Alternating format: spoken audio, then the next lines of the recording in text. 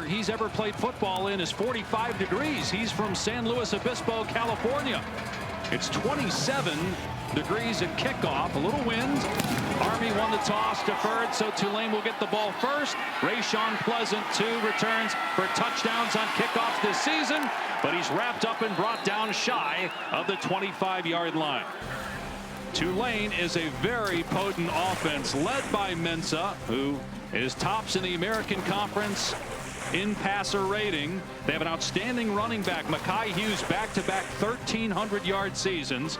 Mario Williams is a terrific target on the perimeter, and Tulane 6th in the country and atop the American in scoring at 39 points per game.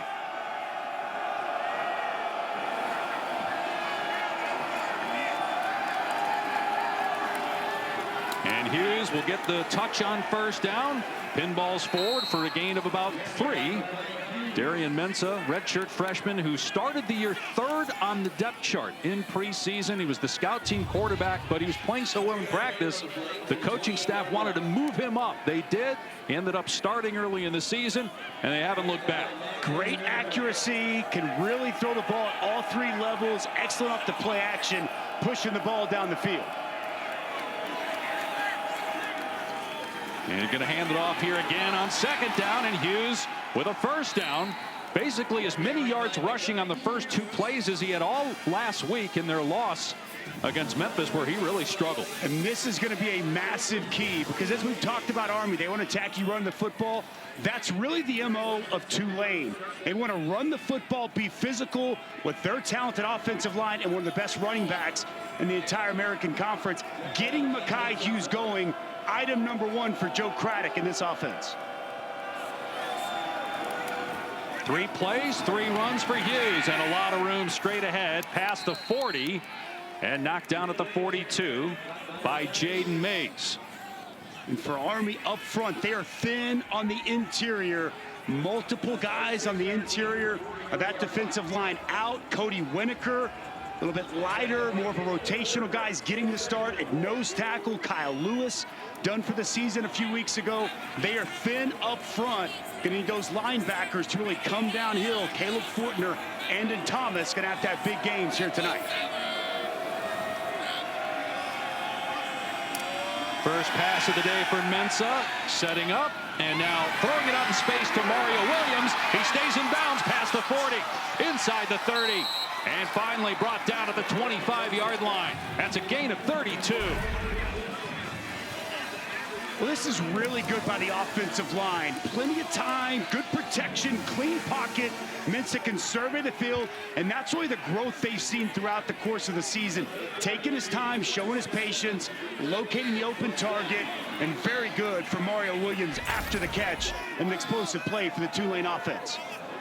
Against a defense that was number 9 in total defense, number 8 in points allowed this season.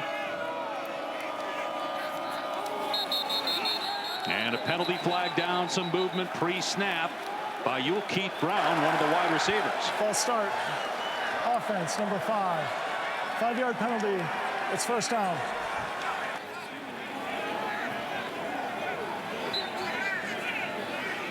It'll make it 1st and 15. Tulane the last 3 years with 32 wins and 15-1 in the last 16 road games. The only loss during that span at Oklahoma back in mid-September. They were down 5 and driving to win the game. Ended up falling to the Sooners. They actually played better in Norman than Alabama did just a couple weeks ago. On the jet sweep, no running room for Keith Brown, trying to get back to the line of scrimmage, and maybe he got a yard on the play. Really nice job by Chance Keith, setting the edge, forcing this to come back inside. He's going to come right here off the side of your screen, set this edge, and force Brown back inside. And then you see the effort to the football. A lot of black hats running to the ball. That's the one thing you'll notice when you watch this film. The effort from this Army defense is outstanding.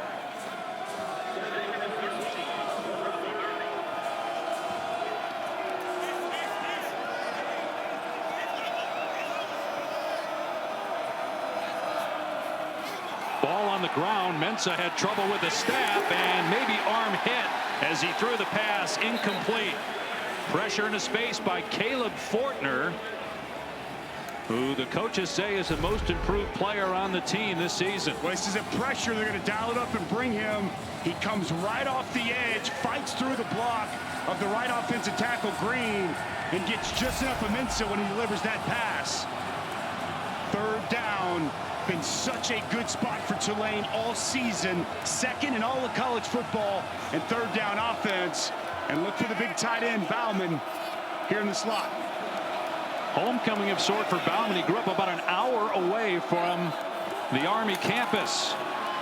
Mensah with time, throws, and it's caught at the 20-yard line, but short of the line to gain. Mario Williams comes up about 2 yards short to move the chains. Fourth down. I think we're going to see John Sumrall go for this here on a fourth down early in this ball game. And they're going big. Nope, he's going to kick the field goal. He's going to take the points. I thought we'd see him go for it here. They've already had success running the football between the tackles, but he says we're getting points out of this opening drive. And Dusty, they've had so many different kicking issues. 3 different place kickers this year. They finally settled on Patrick Durkin, a true freshman. He's only attempted 2 field goals. He's made them both. Long of 44. This is a 37-yarder, and some issues with the snap. Ball on the ground, and Army is going to take over on downs. Ethan Hudak, the long snapper, Bryce Bush, the holder, and Durkin hesitated. He didn't like the hold, and he didn't even try the kick.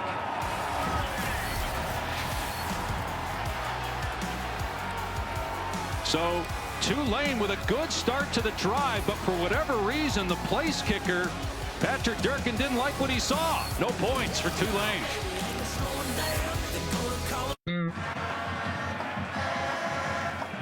Welcome back to West Point. Here early, Tulane goes for the field goal, but after some issues, unable to capitalize. I was just listening in to holder Bryce Bush. He went up to kicker Patrick Durkin and said, "I apologize. I did not get it down as quickly as I usually do." So certainly some issues there, but perhaps Durkin still should have kicked it, and that was also the message I heard here on the sidelines, guys. Yeah, Bush didn't get the ball down in time, Taylor, and it threw Patrick Durkin off. That was only his 3rd ever field goal attempt. The true freshman, timing got off, and it was a disaster on the field goal attempt. So Army takes over on its 28-yard line, and Bryson Daly pitching it to Noah Short on first down with room past the 40, and scoots out of bounds at the 44-yard line. A gain of 17 on Army's first play. Well, your vintage triple option and a quick pitch from Daly outside to their fastest offensive player, Noah Short. They want to get the ball on the perimeter to Noah Short in a multitude of ways. You're going to see tosses. You're going to see triple option. Throw him the football. Nice explosive run to start this drive for Army. 313 rushing yards per game on the season for Army. That leads the country.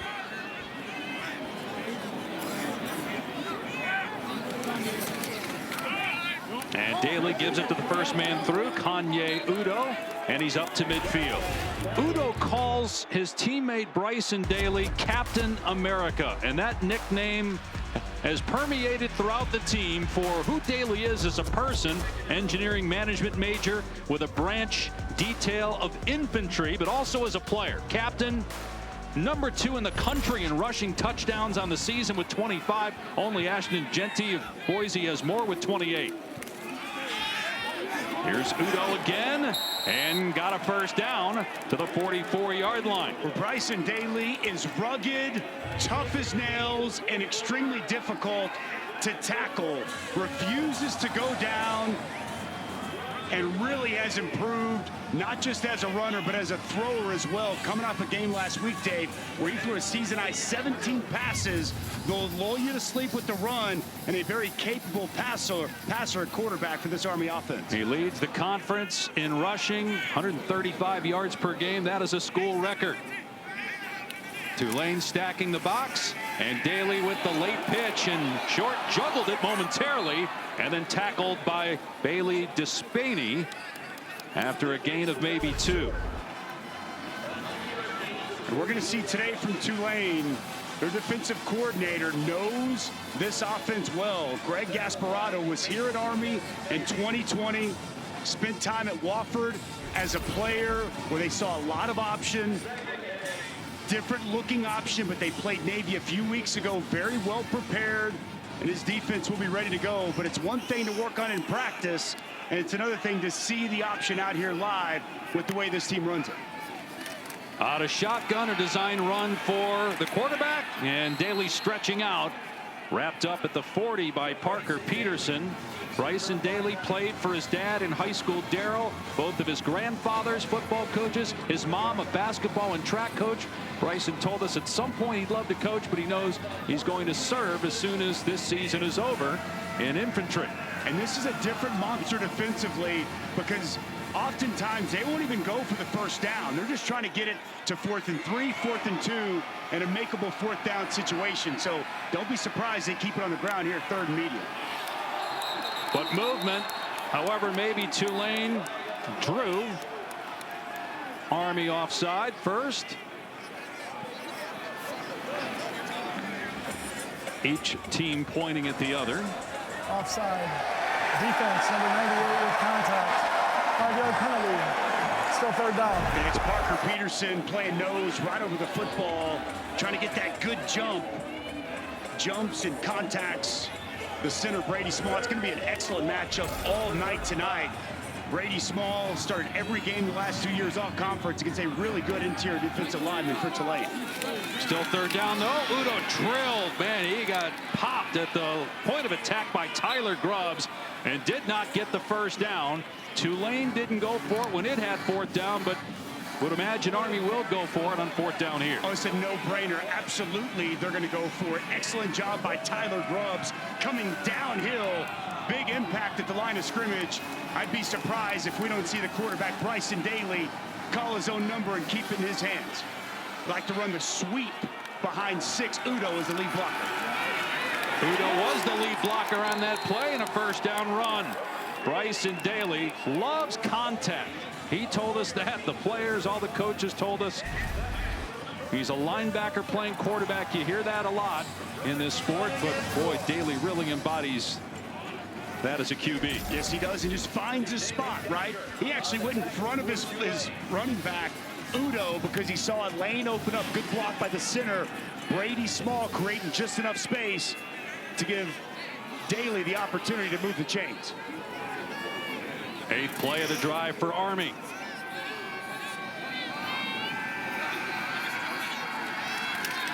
Play action pass. Daly setting up in trouble. Scrambling inside the 25 and dragged down at the 20-yard line by Sam Howard, and flags come down.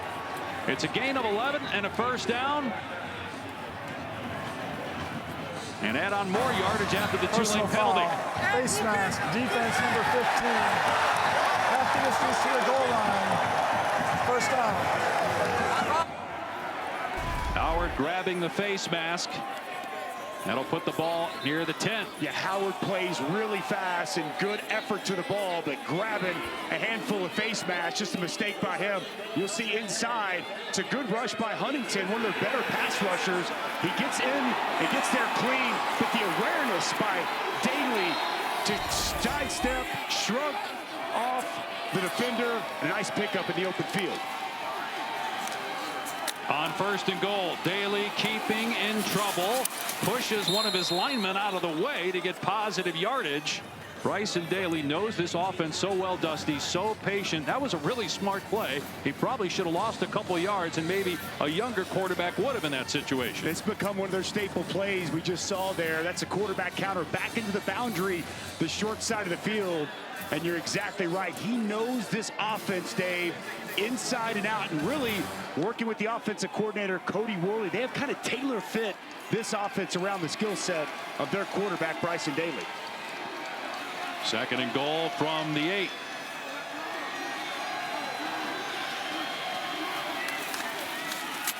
Udo drilled.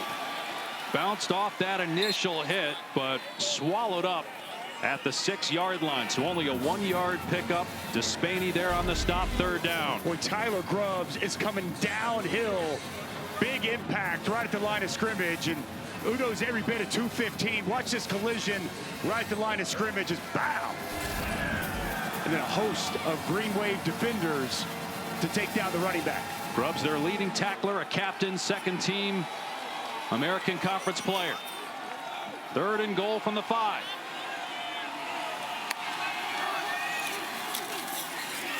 Daly keeping it into the end zone for the touchdown. American Conference record 26th rushing touchdown for Bryson Daly.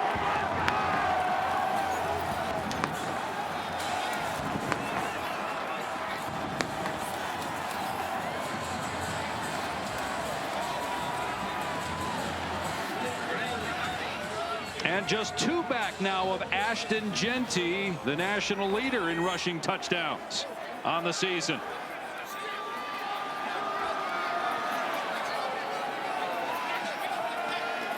Trey Granati on a high snap.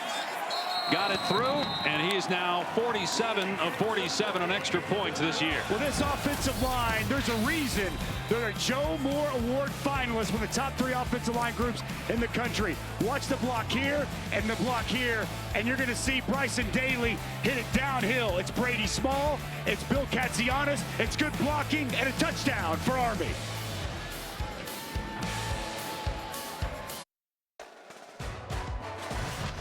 The American Athletic Championship is brought to you by the all-new Sonic Queso Smashers.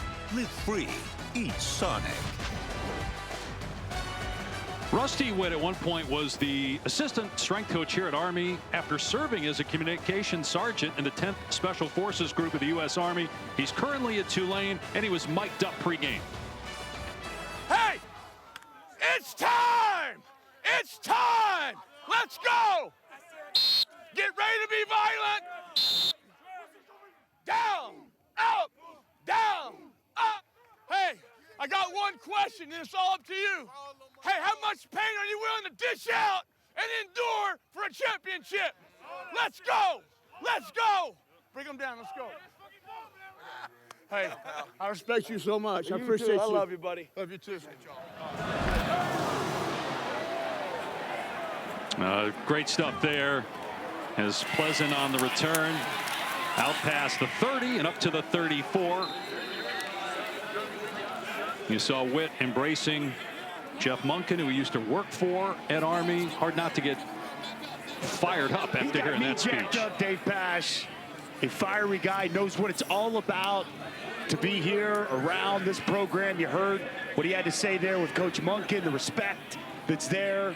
But he's done an outstanding job with this Tulane football team. It's still in the right mindset and the ability to make this run at another championship. But Army strikes first, up 7-0. Good field position for Tulane. And on first down, not much running room. DeShantez Gray on the tackle of Mekhi Hughes after a gain of 2. We're just kicking off championship weekend here tonight on ABC. 3 more games tomorrow. Iowa State or Arizona State will get the automatic bid for the Big 12 champ. Texas, Georgia for the SEC title. Clemson, SMU. And obviously, if Clemson wins, it would seem that either Alabama or SMU is out. Big discussion we'll have throughout the course of the show. Huge weekend of college football. Here's Hughes on second down. Not much. Wrapped up by Gray. Once again, Dre Miller also in there. Third down coming up. Back-to-back plays. DeShantez Gray really doing a nice job getting off of blocks, holding the point at the line of scrimmage. And now 3rd and long for this Tulane offense. Nate Woody likes to dial up pressure in these spots. Keep an eye on 53, Caleb Fortner. Really good blitzer. And they like to bring him in spots like this. And he was in the face of Mensah on the 3rd down on the last drive that forced an incomplete pass. They rush for. Mensah has to step up and now has running room and gets the first down. Heading for the sideline at midfield. Chased out by Donovan Platt. Gain of 13 for Mensah. Well, with Mensah, he has the ability to run with the football. And as you're going to see, there's a lane that's going to open up right here. You've got to keep good 2x2 rush lanes there against Aaron Mensah. As that interior defensive tackle gets washed, it opens up a lane, and Mensah wisely sees it it makes Army's defense pay. Second time already, Tulane into Army territory as Clayton Johnson, the ball carrier. Gain of only a couple on the play. And talking with the Tulane players last night, we asked about the experience of coming to the United States Military Academy. They said this is a business trip. We're here to play football. It's great. We love what these young men are doing for our country, but we are going to meet their physicality, and we have seen that so far in this game with some big hitting by the Green Wave. Been the mindset coming in. This is a physical football team. It's where they hang their hat. They didn't do that last week against Memphis. They're here to do that tonight. Saw the cadets 4,300 for each home game. Mensah off play action. Everybody covered. And now Mensah finds some space and dumps it off to his tight end Bauman for a first down. Tackled by Fortner at the 37. 11 yards on the play. Well, it's max protection, and it's excellent protection down the field. And we can freeze that, guys. And this is just smart by Bauman. Bauman's going to stay in to block, and then as nothing's there, he just leaks out. That outlet for Darian Mensah, just good, smart quarterbacking. Survey the field, allow your protection to work, and then find your outlet, and it's a nice pickup to move the chains. These were some of the things the coaches noticed when he was third on the depth chart in preseason camp, and they said, we got to find a way to get him some reps with the ones. They did, and he ended up winning the job. Clayton Johnson close to a first down off the left side, and what's likely the final play of the opening quarter.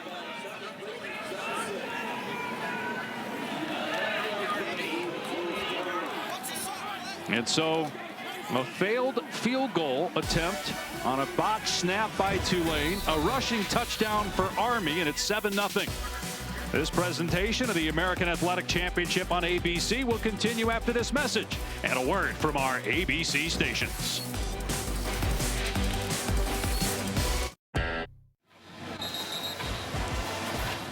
You're watching the American Athletic Championship, a part of Dr. Pepper Championship Week. 7-0 Army. Tulane coach John Summerall moments ago with Taylor McGregor. Coach, what will be the key to getting into the end zone here? Well, we just got to stay on schedule. We're second one now. That's advantageous for us. Get a first down here. Maybe an off-schedule pass for us would be good, but we got to just make sure we don't do anything pre-snap. We had the false start on the first drive that set us back and us in 1st and 15. Just execute clean. Thank you. Thank you. Dave? Yeah, Taylor, they ended up with nothing on that opening drive, but they're inside the 30 again. 2nd and 1 at the 28. Play action. Mensah steps up to run. First down. Tripped up by Fortner, but a gain of 5 and a first down.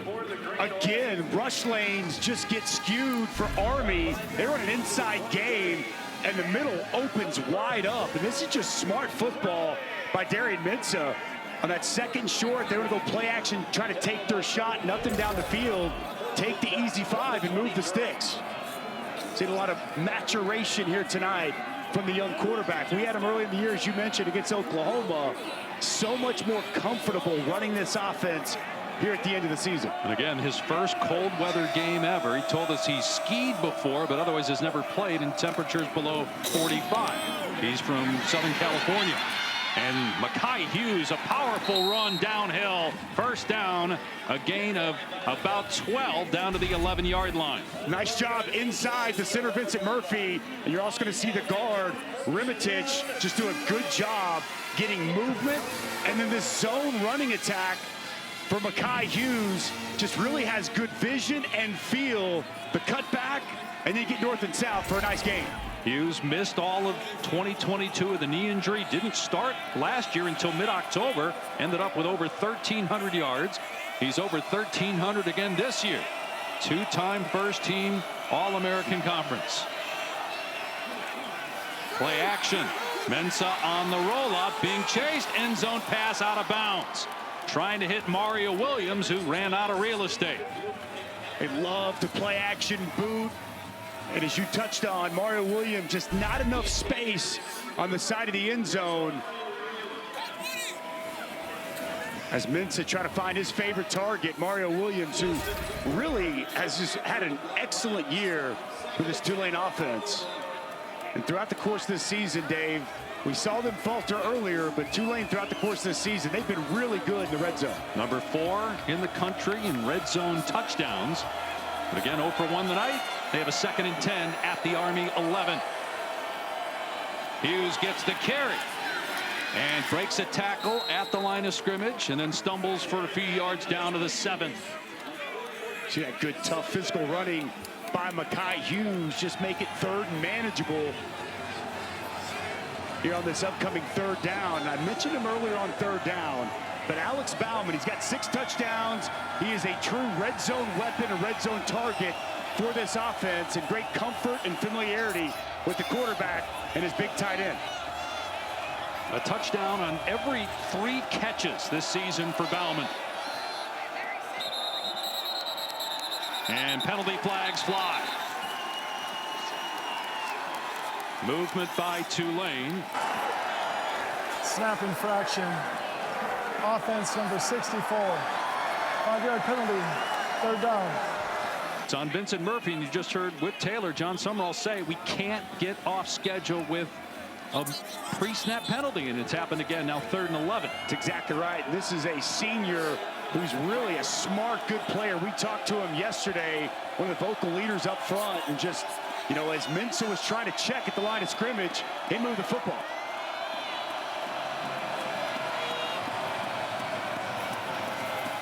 Mensah in trouble, hit and sack back at the 20-yard line.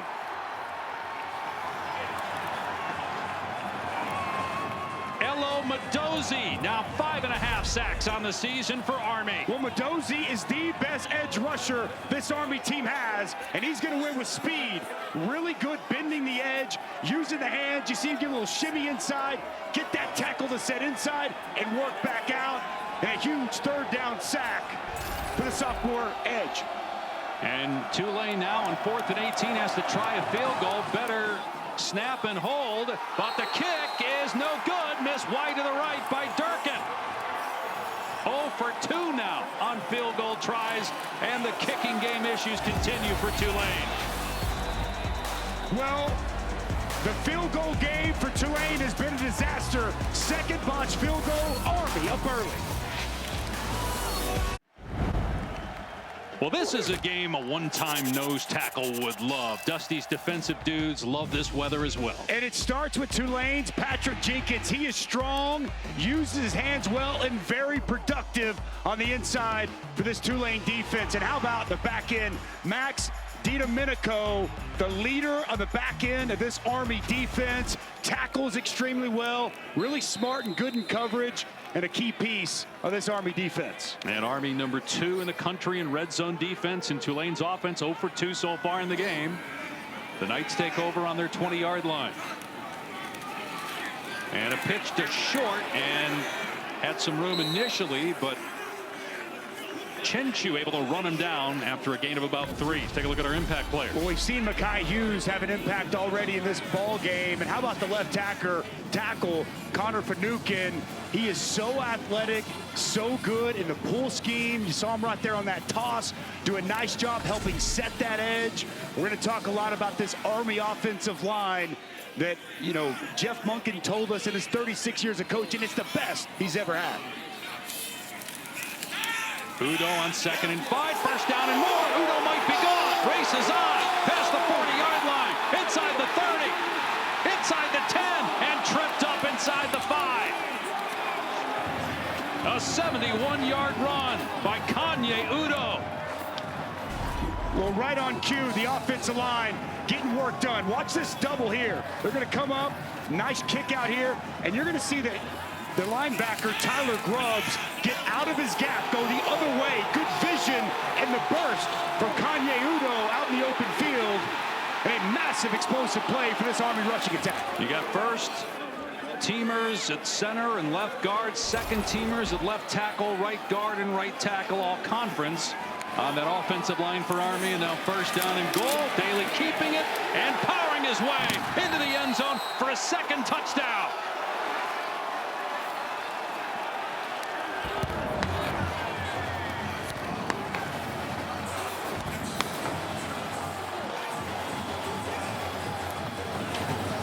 27 touchdowns rushing on the season. Bryson Daly, number 2 in the country, one shy of Ashton Genty for the National League.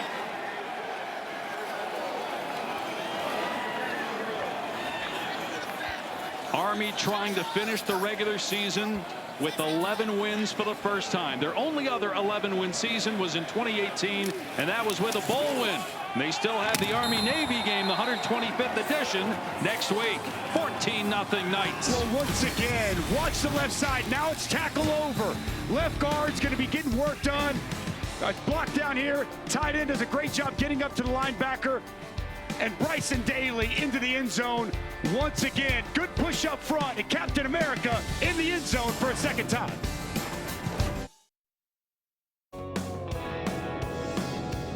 College Football Championship weekend continues Saturday. The 5 highest ranked conference champions get automatic bids to the new expanded college football playoff, and here's what's at stake. You got Boise, UNLV. If you win, you're in. You lose, you're out. It's the same with Iowa State and Arizona State on ABC in the Big 12 championship. Clemson's in if it beats SMU tomorrow. As we look at our cheese at crunch time, SMU still could get an at-large if it loses. That's the big debate, Alabama or SMU. Rayshawn Jenkins has got 2 kickoff returns for touchdowns this season and a pick 6. Dangerous with the ball in his hands. Past the 30, and he fumbled the ball. This time he's dangerous to his teammates with the ball in his hands. The kicker, Granati, forced the fumble. And Tommy Zatila recovers it for Army. Well, special teams continues to be a problem for Tulane tonight. A botched snap. They don't even get the kickoff. A missed field goal. And now, how about Trey Granati, the kicker? Watch him come up. Pat McAfee's going to love this. Kicker coming up, getting work done. At Army, you can't be scared if you're on the football field. Goes up to wrap up, and he gets the ball out. And a takeaway, an Army with the football, and a chance to try to go up 3 scores.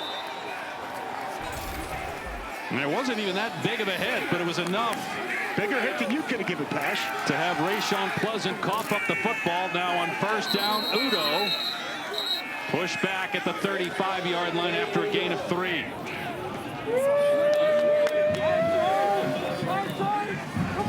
Only the second fumble recovery this season for Army. They do have 16 interceptions on the year, which is in the top 10 nationally. This is an extremely important possession for the Tulane defense. They've got to find a way to get a stop and stop the bleeding that's going on with this football team right now. A stop here could change the momentum back in their favor. They need this drive. A pitch to short, running behind his left tackle and down to the 30. Connor Panukin is the left tackle, and he's an amazing story. He's a senior from Baton Rouge, Louisiana, in his 5th year. He weighs 315 pounds now. This summer, he lost 50 pounds for his military assignment as part of the Air Assault School. And in the same summer, after losing 50 pounds, after the school was over, he gained the 50 pounds back to get ready to play left tackle in training camp. Incredible story, and really just another example of what this Army program is about. His 50th start he's making here tonight.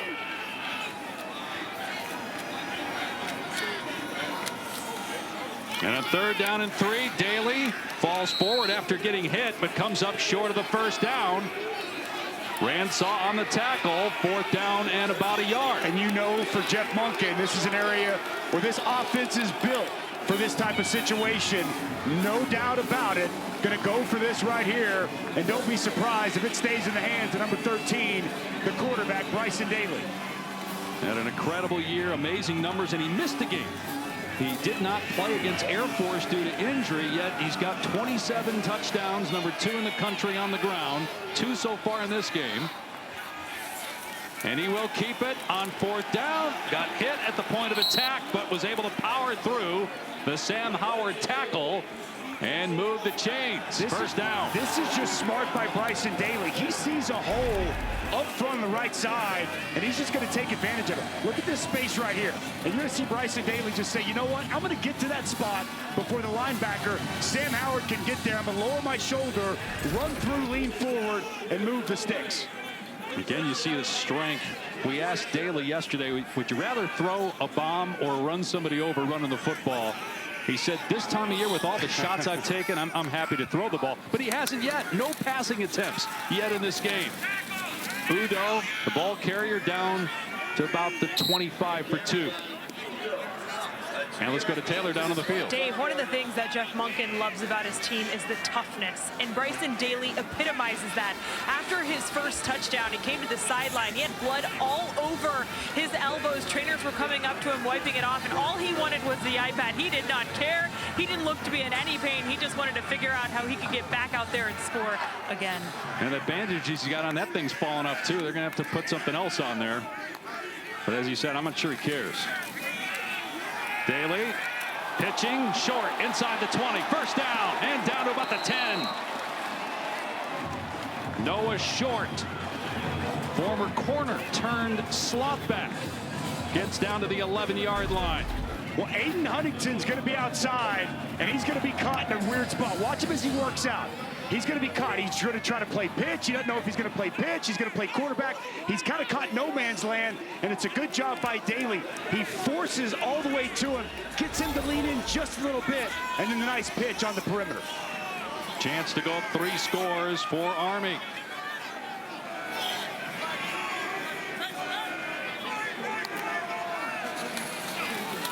Daly stumbles down to about the 8 for 3 yards. They can get a first down before the end zone. Sam Howard did enough to trip up Daly that time.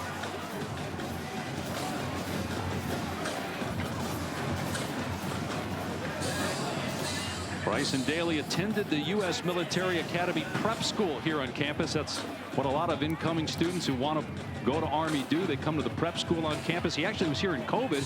He couldn't leave campus for 6 months. But said really helped his mental toughness dealing with that stretch was really difficult. Here he is on second down. Still no pass attempts.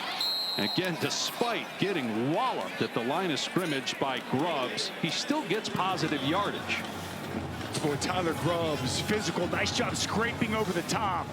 That's 2 tough football players. 13 on 13, a nice tackle by Tyler Grubbs.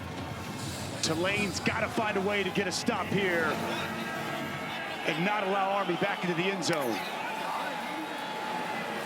And Bryson Daly, 76 pass attempts, but none in this game. You throw it on this play here in 3rd and 5. I keep it on the ground. They've had a lot of success running the football. And they will. Daly, and coming down to make the hit at the 5-yard line is Micah Robinson, a corner, and now it's 4th down or about 3. 4th and 3. Jeff Monken, he's keeping the offense on the field, and this is just who this football team is. If you've watched this Army team throughout the course of the season, no doubt keeping the offense on the field, and they're going to go for this first down. Only 9 field goal attempts all season for Army. Nearing 4 minutes to go here in the first half. This could be a spot, maybe a little play action here, Dave. Watch 21, Robinson. That's him in motion. He gets the pitch, in trouble, and tackled short of the line. Patrick Jenkins and Grubbs over there to make the tackle, and Tulane with a huge turnover on downs. We talked about Patrick Jenkins earlier when we talked about the dudes in this defense. Watch him get up the field, doing a good job setting that edge, and a huge stop for Tulane.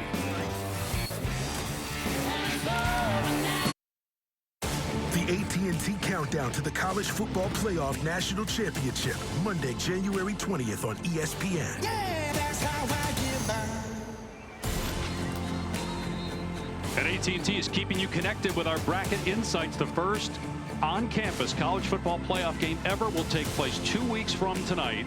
The 4 highest-ranked conference champions receive first-round byes. It's unlikely that the winner of this game will make the college football playoff. It's likely either Boise or UNLV in the Mountain West that will get the non-power 4.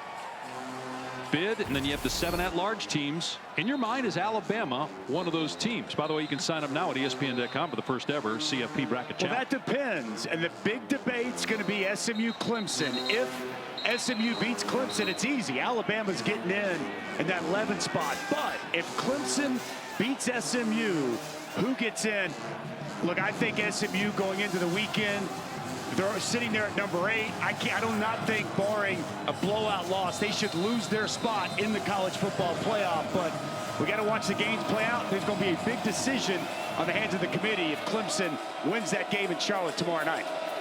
Meanwhile, Tulane taking over on downs and running Mekhi Hughes on first down past the 10 and stood up at about the 13 yard short of the line to gain. Do you agree with that? You think if SMU, if they play tough, if it's a competitive game, goes down to the wire, would you put Alabama in or would you put SMU in? I still would put Alabama in because of the strength of schedule. Okay. Because of the win over Georgia, far better than any win SMU has. And it went over South Carolina. They got 3 top 20 wins, but man, been a great year for Rhett Lashley and SMU. Hughes again on second down. Needed 1, and he got about 8 out to the 20-yard line. Casey Larkin on the stop.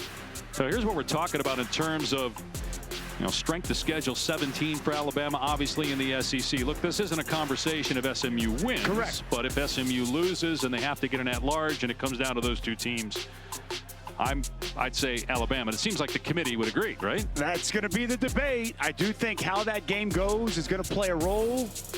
I would not feel comfortable if I'm Rhett Lashley and SMU waiting on that committee to make a decision. But that's just a tough precedent to set first year. Mensah play action and throws an interception. He underthrew the receiver and Thomas picks it off. Second straight turnover forced by Army. And just the 6th interception thrown all year by Mensah. Wow, what a mistake by Darian Mensah, and he's been so smart with the football. He's trying to hit Mario Williams on a crosser, and just watch Andon Thomas in zone coverage. He's going to get depth. He's going to read the quarterback's eyes the entire way. Vision on the football, and a big takeaway for Army. I got it. Well, it's been a night filled with miscues for Tulane, and it started with special teams. You see the holder did not get the ball down in time, messed up the timing, pushes this second field goal, and then a fumble on the kickoff return for Tulane, recovered by Army. The defense got to stop, but just now, Darian Mensah makes a mistake, throws it right to the linebacker, Andon Thomas. John Sumrall told Taylor to start the game, we can't turn the football over and make mistakes, and that's exactly what they've done in this first half here tonight, Dave. 3 turnovers in the loss to Memphis, which ended their college football playoff hopes a week ago. Army another chance to go up 21-0. Udo up the middle. And there's Tyler Grubbs again to meet him at the line of scrimmage. Tyler Grubbs is getting work done there in the middle. His job coming downhill. Tough physical linebacker, second team, all conference, both him and Sam Howard. Done an excellent job for that Tulane defense all season. They need him to step up big right now and limit this drive after the takeaway. And Army going to let the clock run down here to the 2-minute timeout at Michie Stadium in its 101st season. Built in 1924 here on the Army campus in West Point, New York, on the west bank of the Hudson River. A critical stretch during the Revolutionary War when George Washington was leading the way. You're way too fast now. Dave, Dusty, we'll see you at the half.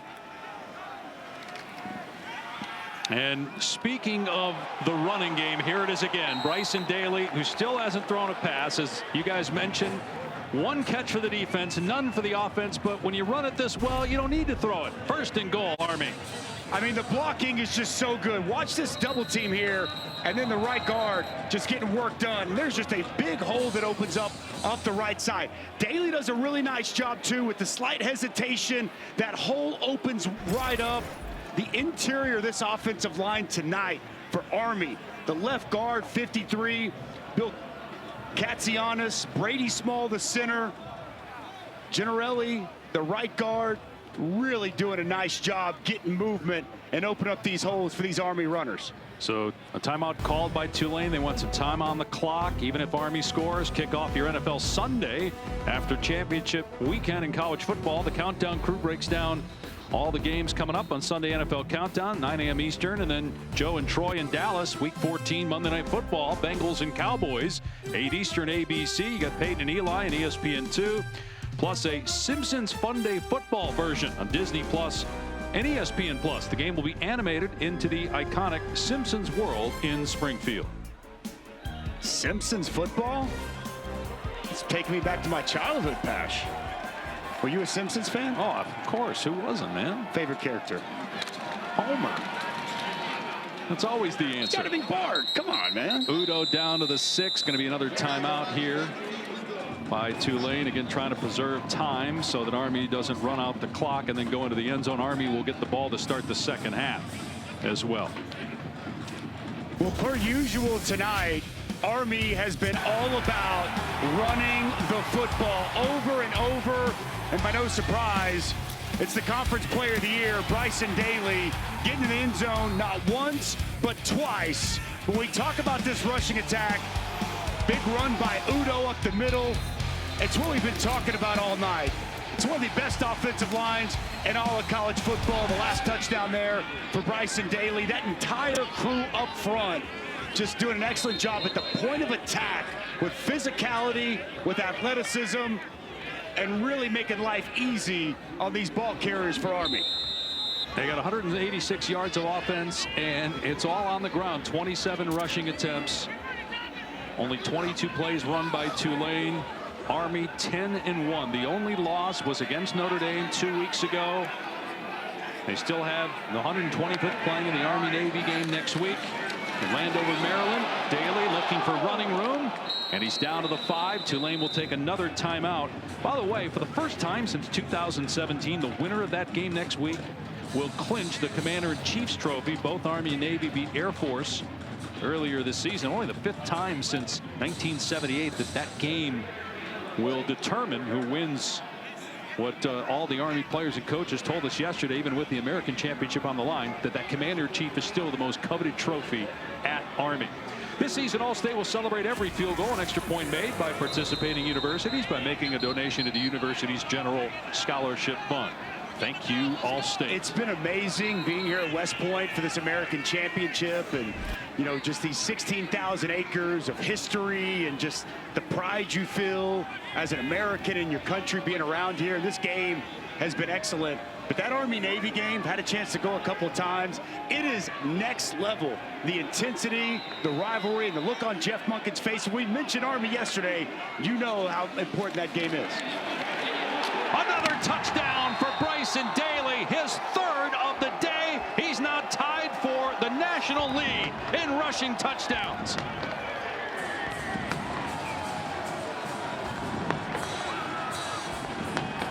.28 on the season for the quarterback. Rushing touchdowns, Bryson Daly. That might be too much for Tulane to overcome with all the mistakes they've made and their inability to stop Army. This Green Wave team looks entirely different than we saw for most of the season. Lost last week, and it's a bad snap here, but the kick is good. Army had no issues there despite a botched snap. Tulane's missed 2 field goals in this game. And now we're going to go tackle over, and it's Finucane here. It's a double here.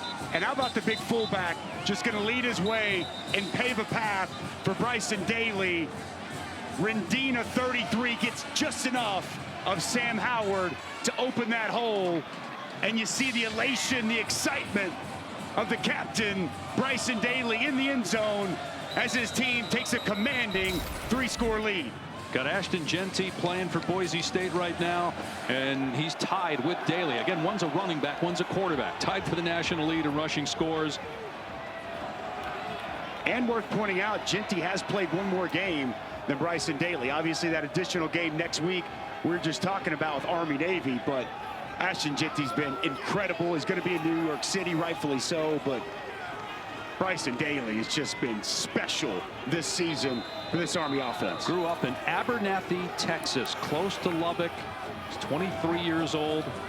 Played for his dad at Abernathy High School. He's a high school discus champion, as well as being an outstanding football player. Now they pop it up on the kickoff, and Bauman made the catch at the 30, and he's out past the 40-yard line, so decent field position for Tulane. No timeouts left, 1:36 remaining. Well, you know, you're mentioning Abernathy, Texas, where Bryson Daly's from. I'm from Texas, and I had not heard of Abernathy. And he said it's out west by Lubbock. And then we were talking with the offensive coordinator and quarterbacks coach, Cody Worley, who was talking about his recruiting story. And he said, it's the first time I saw, what do you call those things? You know, they're on the ground. We're like, what are you talking about, coach? It was a tumbleweed. It was the first time Coach Worley had ever seen a tumbleweed when he went to the home of Bryson Daly and recruited his future quarterback.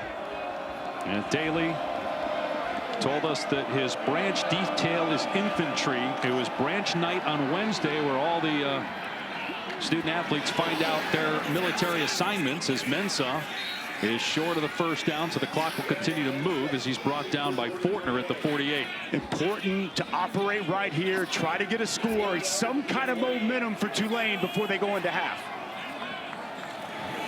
Mensa, an interception on the last drive. Looking downfield, everybody covered. And now Mensa finds Hughes out of the backfield. Should have gone out of bounds. The clock will stop to reset the chains. 1:03 to go. But could have just run out of play that time.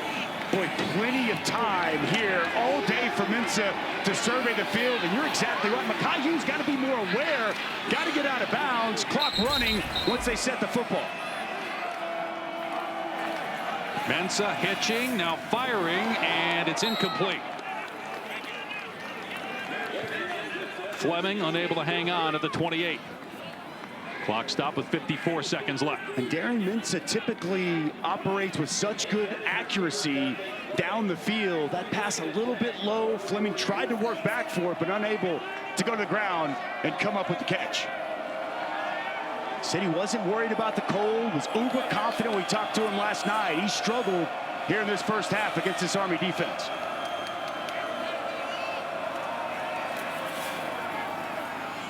That one on target. Breaking free is Williams inside the 20. Cuts it back and into the end zone.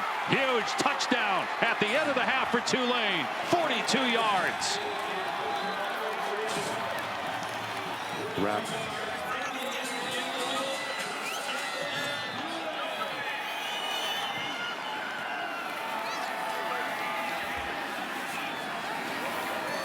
Mensa's 21st touchdown pass of the season. He's jacked up as Tulane, despite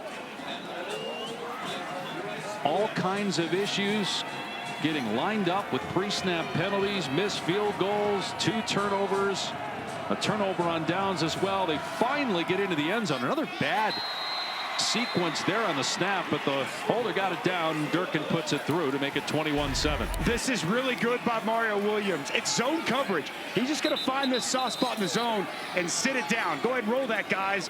And then it's bad tackling in the open field. Jaden Mays, the corner, is going to come in and should make this tackle right around the 28. He misses that tackle. Bauman gets just enough of a block down the field, and the explosive speed in the open field for Mario Williams, exactly what this Tulane offense needed before halftime.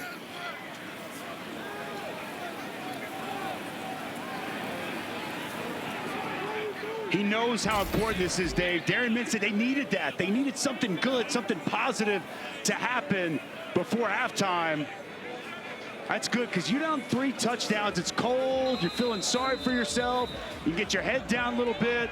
They respond. Good field position off the kickoff and go right down and get a huge touchdown to create some momentum and get some life for this football team. It's obviously very cold. When you're down 21-0, I got to imagine it's colder when you're the team that's losing, and that maybe will recenter this Tulane team.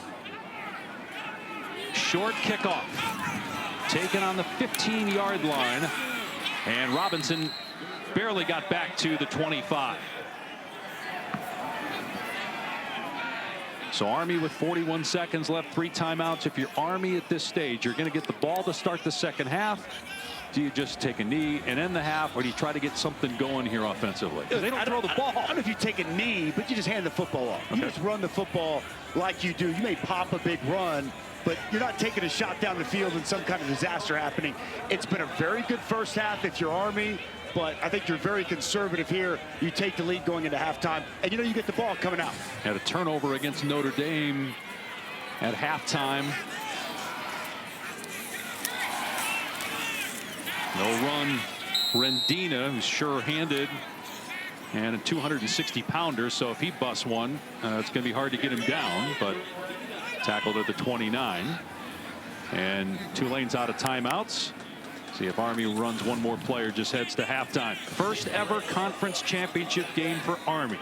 Other than a 7-year stretch in Conference USA from 1998 to 2004, they had been an independent. And what's so interesting about what's become the most important championship weekend yet in the history of college football, with all these automatic bids on the line, is all these teams in year one in their respective conferences are playing for a title. SMU was in the American title game last year. Now they're playing for the ACC Championship. Army trying to win the American in year one. And they have a 21-7 lead at halftime over Tulane as we check in with Taylor and Jeff Munkin. Coach, how does that last touchdown drive by Tulane impact what you'll tell your group at half? Just agonizing to see that happen. We hadn't been kicking the ball off very good. We tried a sky kick, hoping we could keep them from getting a long return, and unfortunately they capitalized and got a touchdown. Would have loved to have had a 21-point lead at halftime. Thank you. Dave? But it's 21-7. Army gets the ball to start the second half. Bryson Daly, 3 rushing touchdowns to lead the way for Army. Halftime report with Kevin and Booger McFarland on the other side.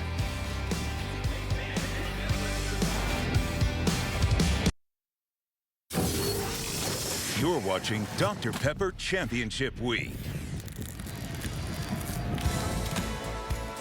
Welcome back to the American Athletic Championship, a part of Dr. Pepper Championship Week.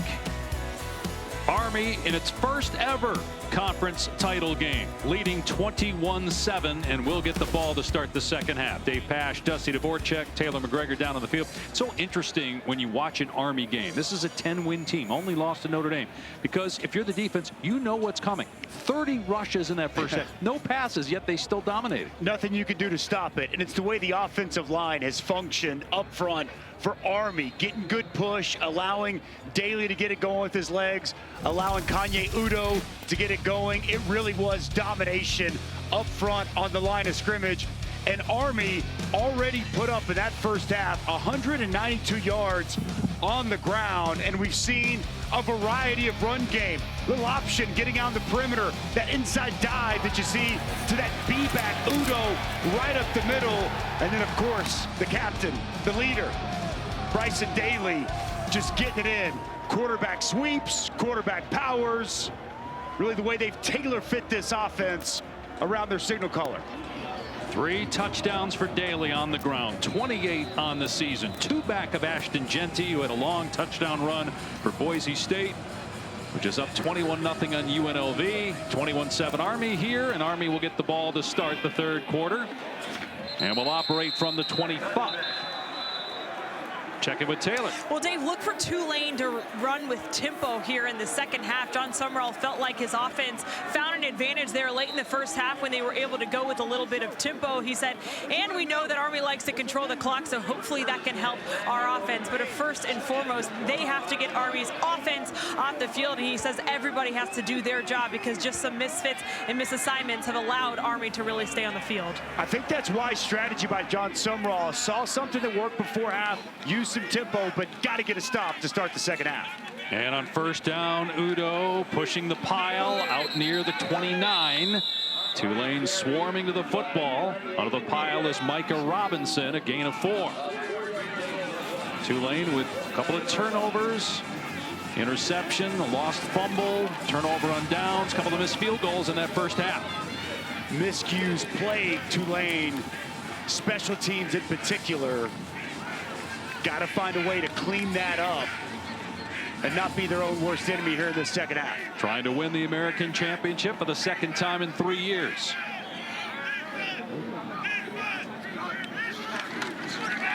Daly keeping it. Wrapped up at the 31.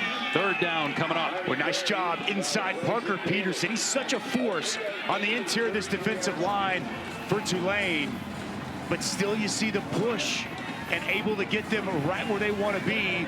Sitting here 3rd and 3 for this Army offense. That's a win for Army when they can get in these spots. Number 1 in the country in rushing. Number 1 in the country in time of possession. Number 4 in the country on third down. 2 for 5 today.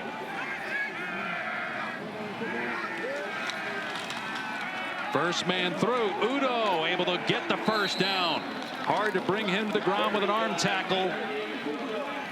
And a fresh set of downs for the Black Knights.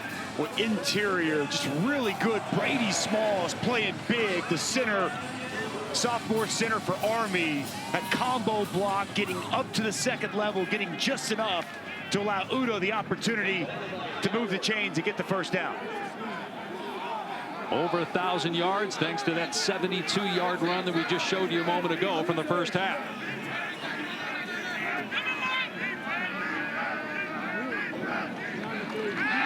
Dropping back to throw the first pass of the game for Army, and it's caught by Noah Short and out of bounds at the 44, a gain of 8. And that's now going to stick in the mind of Tulane. First time we've actually seen a pass in this football game. Now all of a sudden this Tulane defense, they got to be mindful. Bryson Daly more than capable. His favorite target.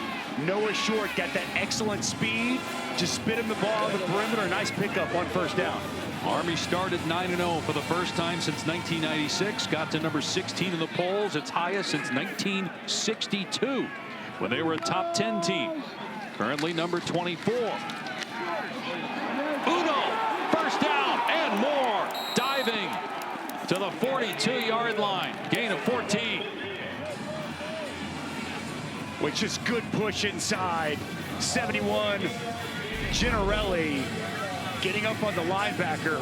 Watch you to see this backer come down, and Ginarelli's just going to wash it all the way across, and it's going to open up this hole for Udo right up the middle.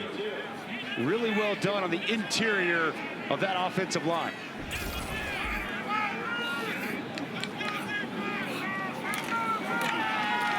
Udo again straight ahead. So gain of about 3. You mentioned Paolo Ginarelli, second team All-America. Let's just take a look at his daily schedule.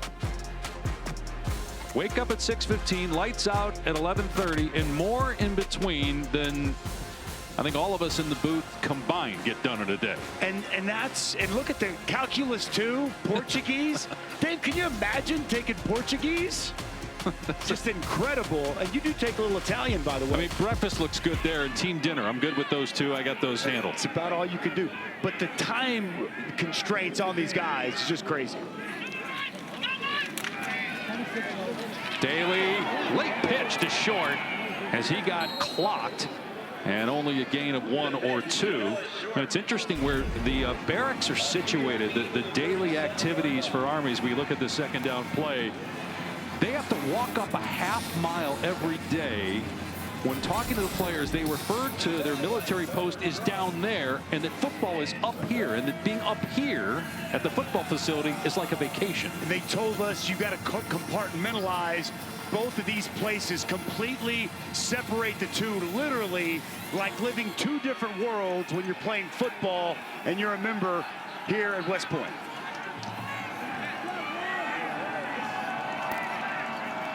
On 3rd and 5, a pitch to Short, and he's tackled in the backfield by Micah Robinson, bringing up 4th down. Boy, this is so good by Micah Robinson. Going to come out of your screen. They're going to try to run this toss wide. Watch Michael Robinson knife underneath this block and get an excellent tackle behind the line of scrimmage. Good physical tackle and a nice job on the perimeter. Surprised they're not punting here. No, inside the 40-yard line. You know, this is 4th and 5. This is go territory for this Army offense. But you're up 2 scores. You punt, you pin him deep. Tulane's been its own worst enemy. Army's built, though. This is what they do. And back to throw. Daly, complete pitch and catch with Casey Reynolds, and a first down to the 28. 18th catch for Reynolds. That leads the team. 6'2", their best target by far. Watch the route, just an out route, and really good timing. We get lulled to sleep with Bryson Daly as a runner, but really good accuracy and timing on the out route, moving the sticks for a first down. Daly red hot throwing the ball. 2 attempts in a row, 2 completions. After no attempts in the first half, 78 attempts on the season for the American Conference Offensive Player of the Year.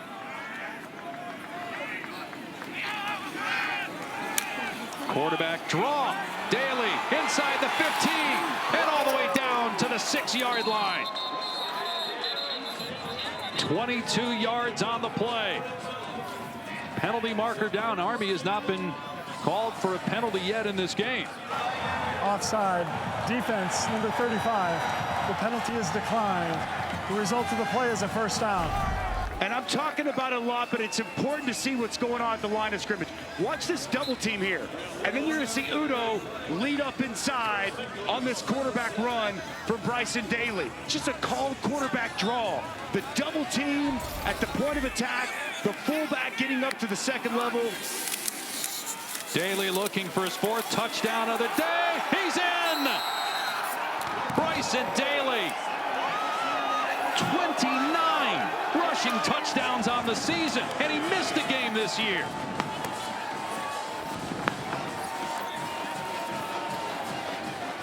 And you wonder, that took 6.5 minutes. Will Tulane get enough possessions in this game to come back from down 20?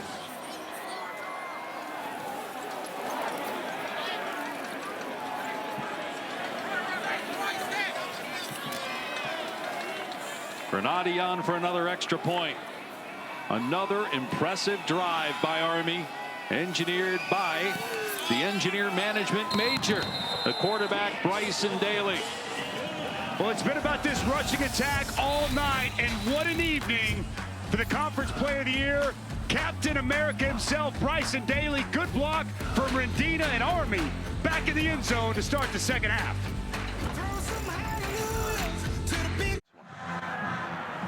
Have fun. Bryson Daly putting on a clinic here tonight. The quarterback lives by the motto, cool head, hot heart. It is a tattoo that he has on his left arm in the handwriting of his grandpa, Buddy Coomer. Now, Coomer is a Hall of Fame coach in his own right, and when Bryson was growing up, he had the tendency to get a hot temper. So his grandfather, who he calls coach, would text him before every game with that same message, cool head, hot heart. It was a reminder to him to keep his emotions in check because his teammates around him are looking for him to stabilize their emotions. And Taylor would love to see him get invited to New York, as Rayshon Pleasant on the return is past the 35 and out across the 40. Deserves to be in the Heisman conversation, and he was mic'd up pregame. Good eyes, good feet. Good eyes, good feet. Yeah, let's go. Let's go, man. Let's be sharp. Be sharp. Hey, start right now, man. Start right now. Yo. You know what I'm saying? Extra football, man. Free football. 6. Let's have a day, man. Yeah! I love you boys. No one's giving us a shot, man. We weren't even supposed to be here. Let's go. Brotherhood on 2. 1, 2. Nicknamed Captain America by his teammates. Mekhi Hughes wrestled to the ground for a loss of 1 on the play. Daly played for his dad, who's a football coach in high school, both his grandpa's coaches. Taylor just mentioned one of them. And also his mom, basketball and track coach. But his branch detail is infantry, and so he will be serving his country before getting an opportunity to do what he wants to eventually, which is coach football, as Mensa gets to the 45, bringing up a critical 3rd down. Love that story. The cool head, hot heart, the tattoo. We talked to him about that yesterday. Reminded myself, I used to have a little bit of a hot head, believe it or not, whenever I was younger, and it's a great message and a great reminder. And he's able to have that emotion, have that energy, but keep his emotions in check when he needs to. He's done a great job leading this football team. And now for Tulane again with being down 21. You don't know how many possessions you're going to get because it can't stop Army. This is a must. Convert. They run Hughes, probably because they're going to go for it on 4th down anyway. But now instead of 4th and 5, it's 4th and 6 because Hughes loses a yard on the play. As Caleb Fortner makes the hit. Well, Caleb Fortner is going to come downhill right now. He's going to come tight off that edge and make the initial contact. And you'll see Thomas come in second to finish it off. Good penetration. And right on cue, as you said, no doubt, down 3 touchdowns. And with the limited possessions, John Summerall knows he's got to go for it here on 4th down.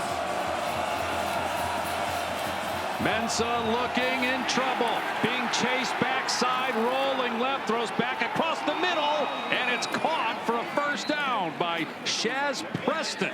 Just his 4th catch of the year. Well, it's a dangerous throw. He's going to wait. Nothing open down the field. Roll to his left, throw it back across the field late. And you see the safety. DiDomenico just a hair late and a huge completion to Shaz Preston. And DiDomenico was shaken up there for a moment. So a timeout called. We've got another injury as well on the other side of the field. We'll clean all that up when we come back. Want to see this week's top 25? Just tell Siri. Show me the college football rankings. All right, Siri, this week's college football playoff rankings brought to you by AT&T. Obviously a ton at stake this weekend. Texas, Georgia, SEC Championship tomorrow, ABC. I cannot wait for all these matchups. Going to be fantastic. But you mentioned the SEC Championship game. I think Texas gets revenge in this one. I like Georgia in the opener, but right now Texas just playing better football than Georgia. Texas, the better defense and the better offensive line. That's what Georgia was doing when they were winning national championships. Feels like Sark's got a squad right now that can win a national championship. Should be fun in Atlanta. I think Texas wins the SEC in their first year, similar to what Army's trying to pull off here tonight. Georgia still gets in, though, as an at-large. Yes, Georgia will be in. Question is home or road game. I expect there'll be a home team. Penalty flags down. Were you surprised Ohio State only fell to 6? Offense, number 87. 5-yard penalty. 1st down. I figured it'd be 6 or 7. They've got better wins than Tennessee. You know, when you look at their road win at Penn State, beating Indiana by 23 at home, I think that's what did it. The quality wins that they had kept them ahead of Tennessee, so I think it makes sense where they fell at number 6. We will find out on ESPN noon Sunday. CFP selection show presented by AT&T. Who's in, who's out, who's hosting, who gets home games in the first ever college football playoff games on campus. The first one 2 weeks from tonight, 3 more 2 weeks from tomorrow. Bauman on the catch. A 2nd down, Tulane needing to score with the clock not in its favor. Mensa out in space. Williams, who had the touchdown in the first half, he'll be just short. 3rd down. As we see, just like Taylor said, come out of half, Tulane operating more quickly, sense of urgency here on this drive, understanding they've got to score and score a touchdown here to try to cut this to a 2-score game. Inside run to Hughes. Just get the 1st down. That was the call, and with the push at the end, he may have gotten it. Dre Miller in there first defensively for Army. They spot the ball, and it's a 1st down. What's good effort at the end. He was stymied right there at the line of scrimmage, but the extra effort, keeping the legs moving and leaning forward, moves the chains. 53 yards in the day for Hughes. Back-to-back 1,300-yard seasons for him. And a timeout by Army to get settled down defensively. Back to West Point in a moment. The home team up 28-7.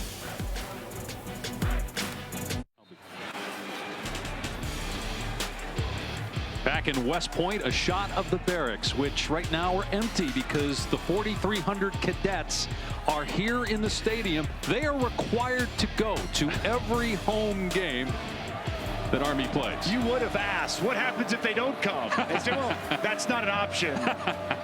So appreciative of all these young men and women. This is the leadership mecca of the world right here at West Point. Opened in 1802, shortly after the Revolutionary War victory engineered by George Washington on this very site. Mensah to the sideline, and coming back to the ball is Brown to make the catch. And now Tulane with a first down is in the red zone.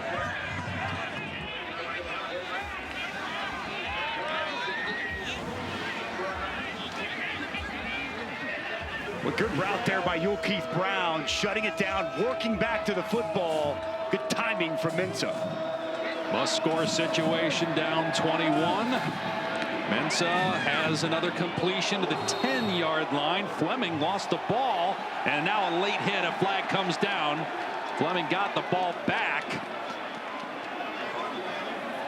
but a mistake by Tulane. They've been their own worst enemy when it comes to mistakes today. You think there's something on Army first? It might be on Weaver. Way slammed him to the ground. There was a player for Tulane who came in late. After the play was over, personal foul, unnecessary roughness, offense number 68. It's a 15-yard penalty. The down counts. It's second down.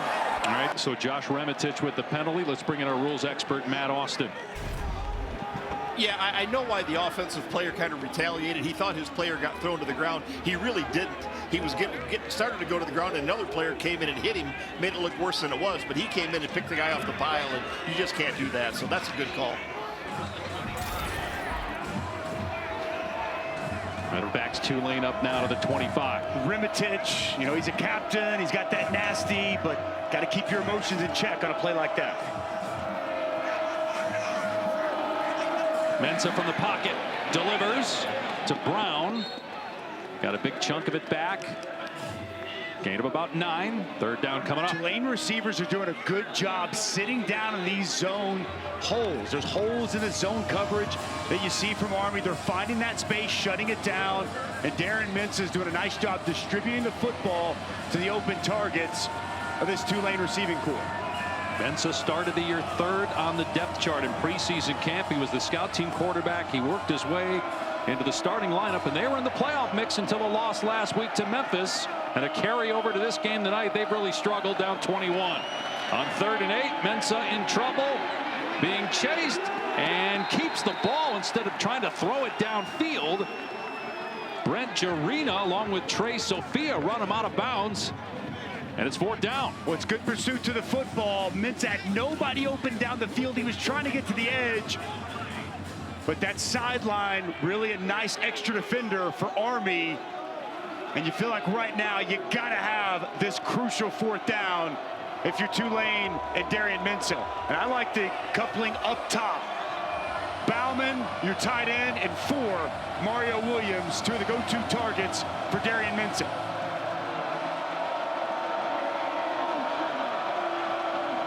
Army brings a blitz.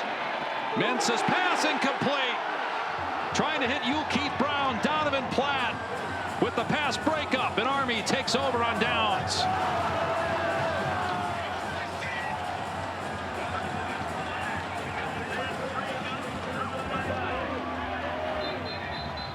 Well, we see Army oftentimes go zone coverage. Nate Woody, defensive coordinator, he mixes it up. It's going to be man-to-man. He's going to jump this route, and it's a great job by Donovan Platt. Reads it, jumps the slant, gets right there at the point of the ball getting there, and it's a huge pass breakup and a massive 4th down stop.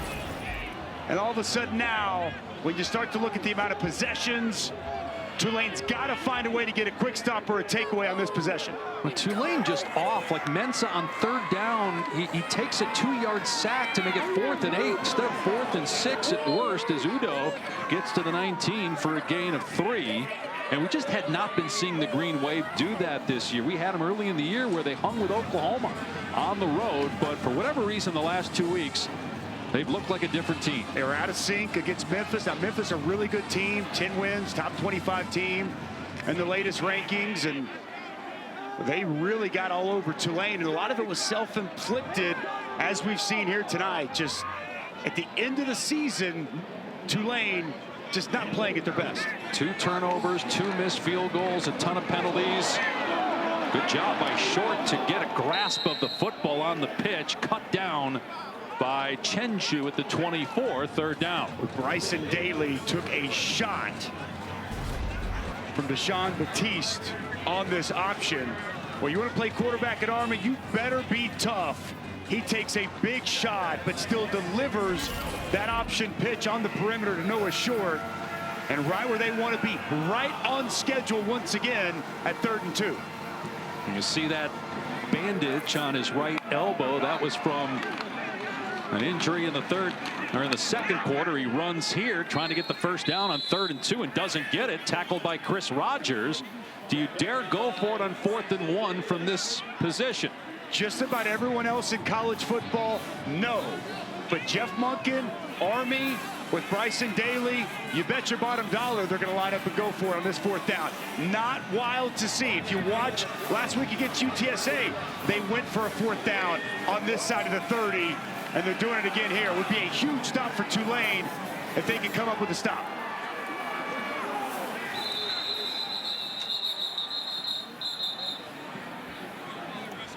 And a timeout.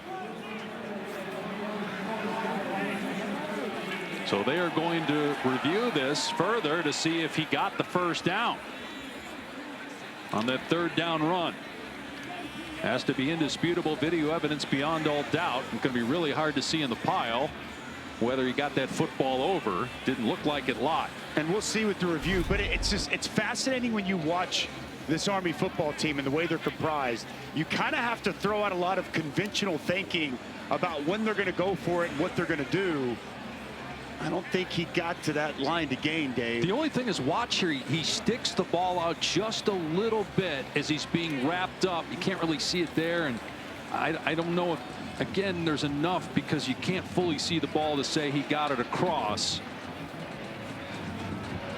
And I love what you said about everybody else in America is punting the football up 21 points inside your own 25. Correct, but, but this is a spot where they're built and they like to go for it in these situations. And it's not just because they run the ball well. It's their mentality. Correct. It's who they are. Correct. As men, along with being a running football team, there's just no fear. And it was interesting because we talked to Jeff Monken yesterday. It was kind of a rhetorical question, like, how will the guys handle a championship game? They never played in one. And Jeff kind of smiled. Coach Monken said, "You're talking about on the field, right?" I said, "Yep." He's like, "I'm not worried about it at all." No. He said these guys are as tough as they come, and all the things that they have to deal with, they're going to be ready to go for this game here tonight. Another thing, I mean, they're 5th in the country in 4th down. I mean, they don't just go for it on 4th down, but they get it at such a high clip, and we'll see if it's even needed as we're still under the hood looking at this play under review. They're trying to get their second 11-win season ever. The other was because of a bowl win. They have a chance After reviewing the play, the ruling on the field stands. It's 4th down. They have a chance to get to 11 wins tonight, and then the 125th Army-Navy game next week in Landover, Maryland. Army's won 2 in a row. Army wins that one. They get the Commander-in-Chief trophy for the 2nd straight year, and that would make it 12 wins if they get this one here. And then you've got the bowl game. So it's been a historic season for Army football, trying to get their first conference champ. They've been an independent since 1890, with the exception of a 7-year stint in Conference USA from 98 to 2004. And under Jeff Monken, they had an 11-win season in 2018, 10 wins in 2017, 4 bowl games. He is the American Conference Coach of the Year again. And we go to the 4th quarter with Army up 28-7. This presentation of the American Athletic Championship on ABC will continue after this message and a word from our ABC stations. Welcome back here with Army head coach Jeff Monken. Moments ago, you were leading the cadets. What was that like? I'm sorry, I'm a little out of breath from that. That's our team right there, so just get them pumped up for the 4th quarter. What goes into the decision here on 4th down? I think it gives us a much better chance to win the game if we can make this 4th down right here. So, sorry, I'm out of breath. I love it, Dave. We'll give it back to you. he's up on the platform and they realize, oh wait, I got to do the end of the quarter interview with Taylor, and he races across the field to get to her, and now his team going for it on 4th down and 1 from its own 25, and it's Daly getting the first down past the 30. Well, when we talked with Jeff Monken yesterday, you could tell the passion he has for this job and the duty he feels that he is serving. And I said, what is his favorite part about being the head coach here at Army for his 11th season? And he said he does his best to be an example for these players. And he said that he knows that these guys are going to go on to lead soldiers out in the field of battle. And he never served the military, and this, being the head coach and doing what he does here with these players, is his opportunity to serve.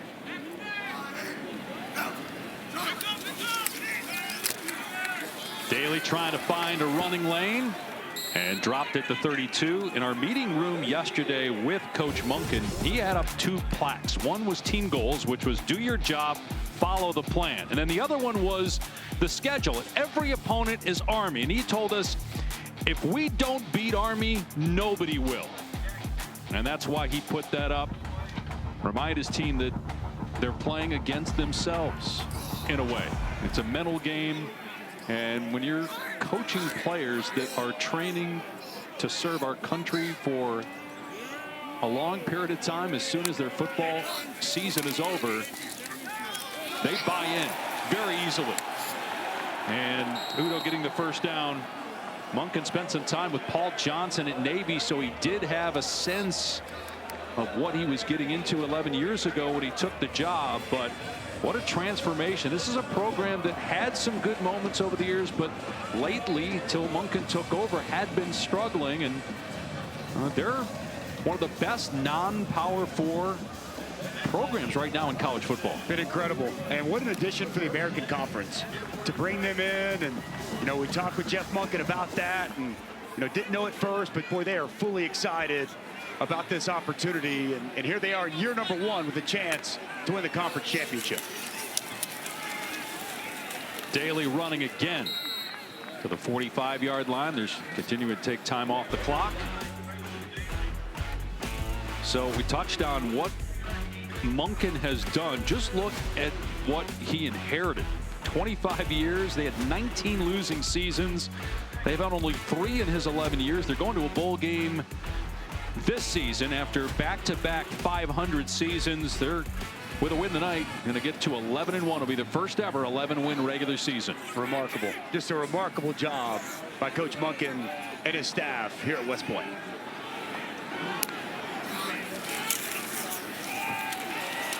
Udo past midfield and all the way to the 37. All the coaches live on campus. They live right by the stadium, so they're around each other all the time.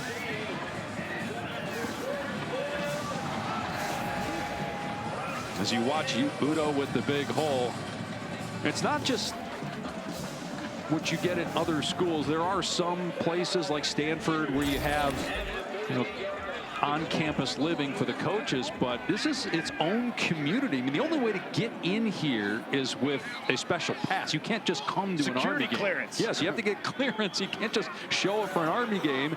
And you've got this row of houses where the assistant coaches all live next to each other. The head coach at Army has always lived in the same house.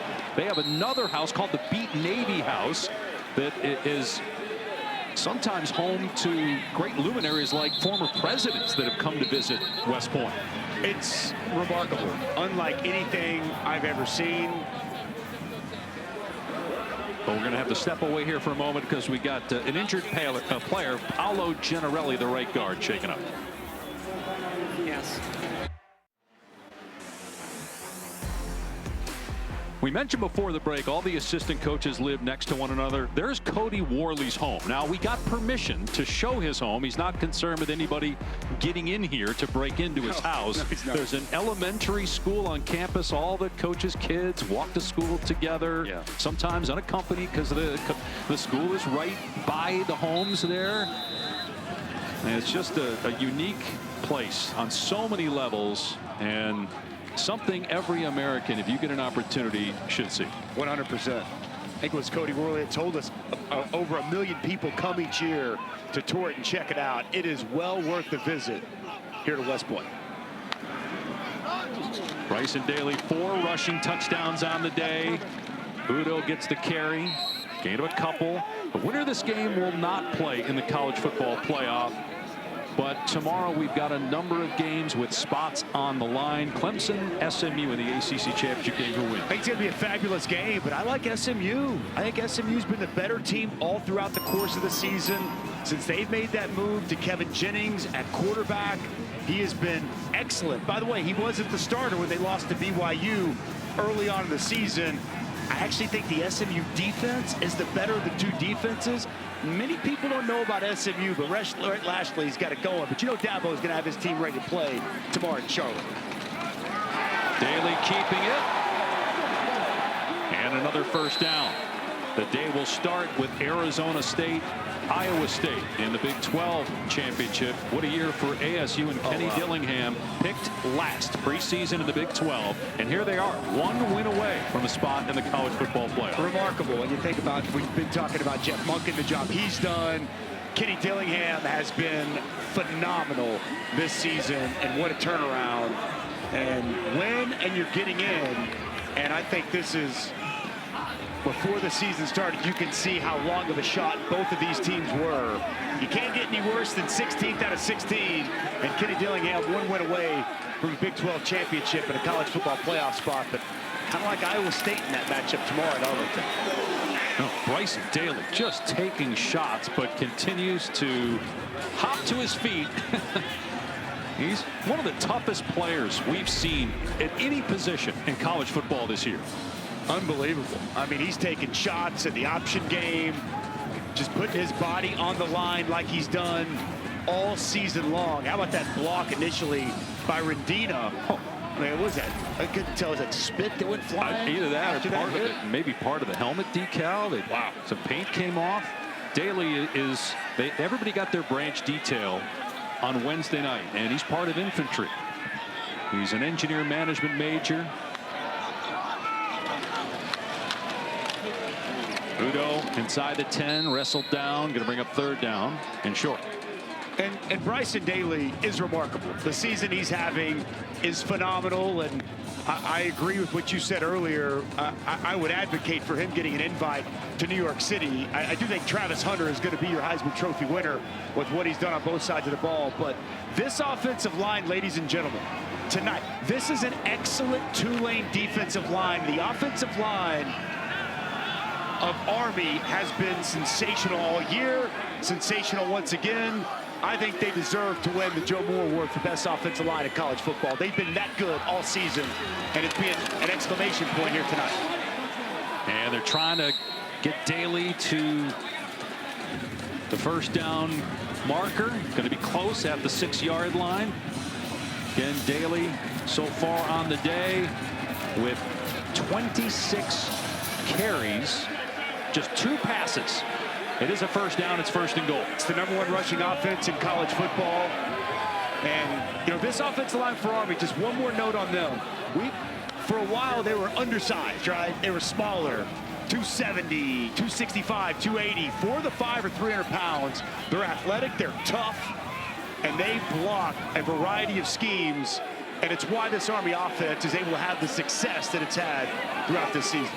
They won their final 4 games last year after a 2-6 start. You could see them building momentum as a team the end of last year. And they're on their way to an 11-1 record heading into Army-Navy next week.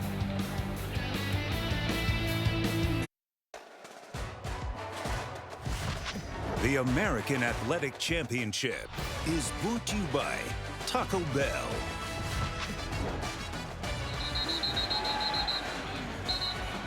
You're seeing cadets celebrating.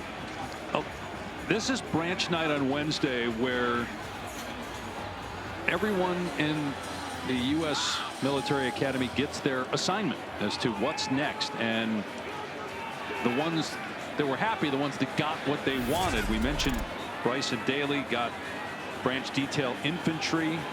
Max DiDomenico, we spoke with as well. He wanted field artillery. He got that. Jeff Monken, the head coach, said sometimes he's got to console guys that don't get what they want. That's part of his job as the head football coach, is a lot of time to talk to these guys when they're disappointed they don't get the assignment they want.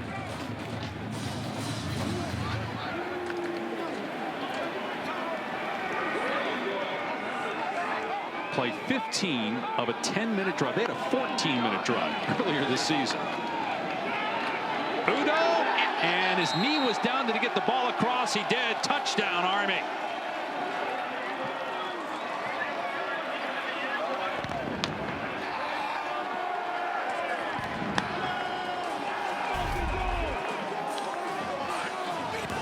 See if he gets in here. Good push once again on the interior of the offensive line. The downhill running of Udo. Where's the knee? Where's the ball?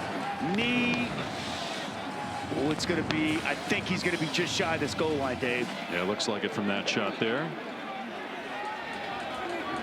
Yeah. Going to be inside the 1. Knee down. Does not look like the ball is crossed. Broke the front of the plane of the goal line. Well, Bryson Daly maybe gets another chance to tie Ashton Jeanty or surpass him for the season lead in rushing touchdowns nationally. He's at 29 right now. Jeanty's at 29 as well. Jeanty has 1 for Boise, which is beating UNLV 21-0 with a spot in the college football playoff at stake and maybe a bye. Looks like it would be a first-round bye for Boise as one of the 4 highest-ranked conference champs. Well, they're sitting at 10 coming in, and an emphatic win there against UNLV. I can't imagine the Big 12 champion jumping them with Arizona State, Iowa State sitting there at 15-16. After reviewing the play, the ball carrier's knee was down with the ball short of the goal line. It's second down. The game clock will start on my signal. So I agree with you. I think Boise State, that win tonight, once they finish that off, I think that they're going to get a bye. And who knows, if Clemson beats SMU, it could be the 3 seed. Right. We're still a lot left to play, obviously, with so many championship games coming up tomorrow.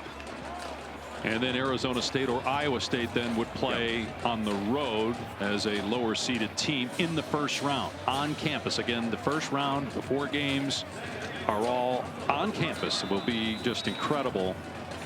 2 weeks from tonight, it all begins right here on ESPN ABC. Does Bryson Daly call his own number, or is he going to share, spread the wealth, and let Udo find pay dirt? You know, Udo's the guy that nicknamed him Captain America, so maybe it's an appropriate nickname. Maybe he'll give it to Udo again. He does. Udo over the top. And that time, it counts. Touchdown, Army.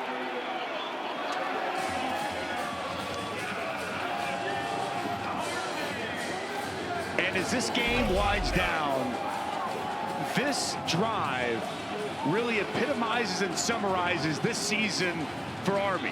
Remember, this started, they went for it inside their own 30 earlier in this possession. It's a 16-play, 84-yard drive, taking up almost 11 minutes of the clock, all on the ground. They lead the country in time of possession. They lead the country in rushing yards.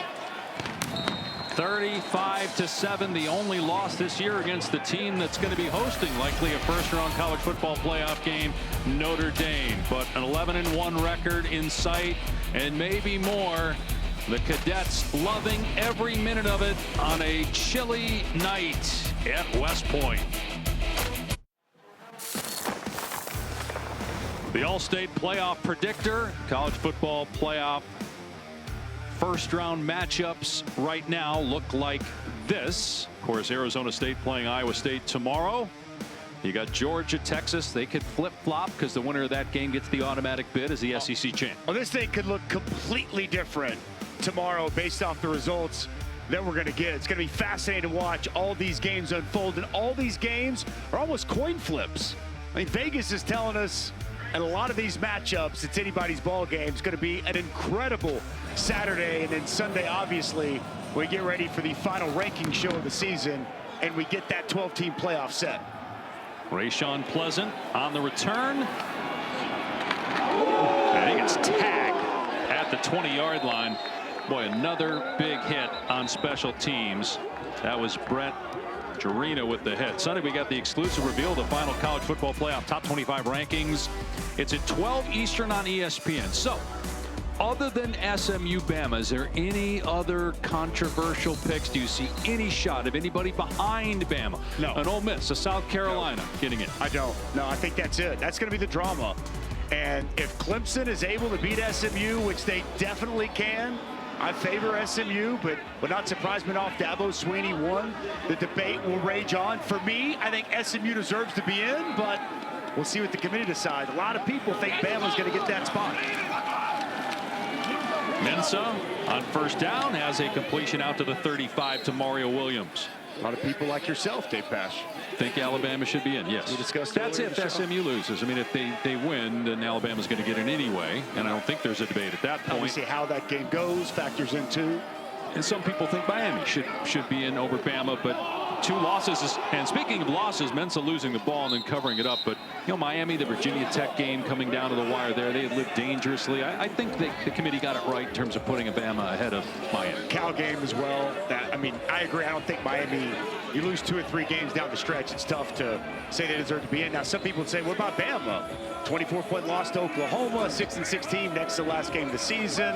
South Carolina, Ole Miss, but to me, that's secondary at this point. Mensa dumping it off to Hughes.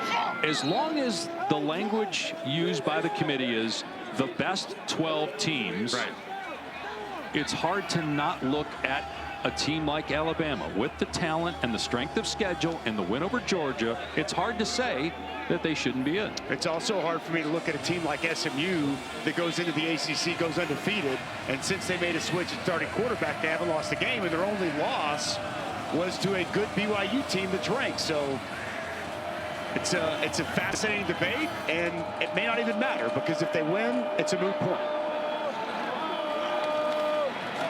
Mensa's pass caught, and Brown down short, maybe by a half yard. It's only the second offensive possession of the half for Tulane. So here are the bubble teams. So you think Miami's done? I think Alabama of those teams is the only one with a real shot. I mean, I think that there's potentially one spot up for grabs, and that would be if Clemson loses to SMU, Alabama gets in.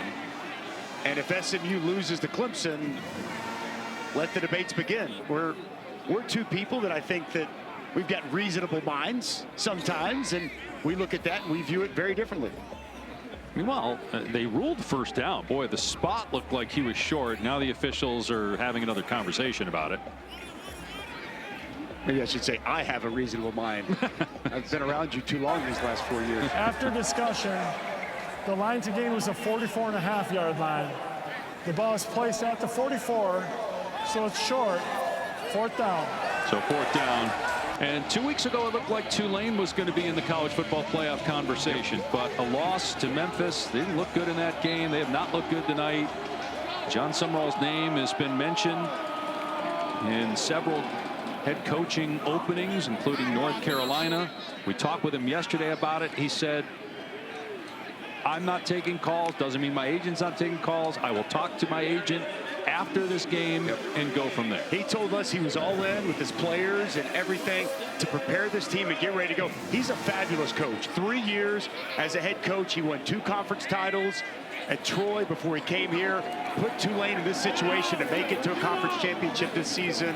A bright, bright future just getting started as a head coach for John Sumrall. And then you have players like Darian Mensah. You would have to think going to be a hot commodity in the transfer portal. I mean, Mekhi Hughes, Mensah, I mean, a lot of players, and that's just kind of the wild, wild west that college football currently is, with the transfer portal set to open up on Monday. Almost an interception by Jade Mays. There's no portal that Army deals with. That's the difference between Army and Navy and Air Force and everybody else.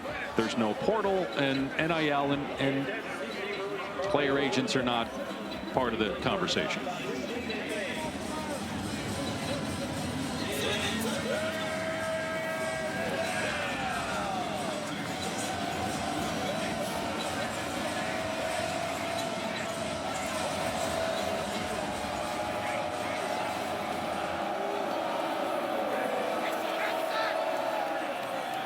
Arnold Barnes getting the carry and a first down for Tulane. As we head into December, AAC on ESPN Plus is your exclusive home for more than 1,000 games and events, including 350 plus men's and women's basketball games. It's also the destination for all American championships, as well as the All Access Series that takes you inside the lives of the student athletes. If you're an AAC fan, sign up today, ESPNplus.com/AAC. As Mensah steps out of bounds again, doesn't throw it away. Got back maybe to the line of scrimmage. Good coverage down the field once again. Caleb Fortner just relentless percent to the quarterback, and the ushers Darren Mintz out of bounds. I mean, you feel a little for Tulane if John Sumrall leaves, and we don't know that he's going to, but you know, they had Willie Fritz, who was a great coach. And yet, even with a new coach this year and a lot of new players, a new quarterback after Michael Pratt, who had been the guy for a long time, leaves, they still are playing for the conference championship for the third straight year. Mensah throwing downfield and knocked away by Casey Larkin, incomplete, and that pass intended for Reggie Brown. Boy, Casey Larkin just flies around. Nice play by him. He should have been an all-conference player this year at safety for Army, but to your point, they had to replenish a lot, Dan. And John Sumrall, they've run a lot of new players via the portal and had to address a lot of different things. And even told us the first 4 games was kind of like the NFL preseason, and they just kept getting better and better throughout the course of the season. And that kind of hit a brick wall last week against Memphis, and it's carried over here to tonight. But still an impressive year number 1 for John Sumrall at Tulane.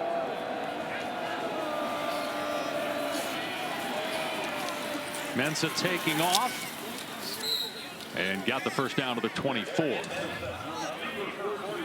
Still outside 2 minutes, so the clock continues to run, even on a first down.